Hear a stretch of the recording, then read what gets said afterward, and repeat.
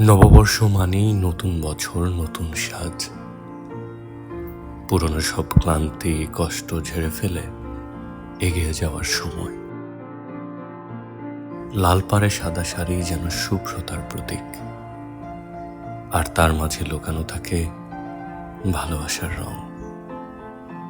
এই দিনটা শুধু উৎসব নয়, মনে মনে একটা শান্তি নিয়ে আসে।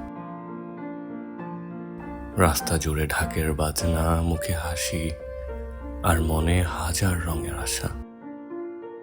নতুন বছরের প্রথম সকালটা যেন একটা খালি ক্যানভাস, যেভাবেই চাই সেভাবেই রং তুলতে পারি এই ক্যানভাসে।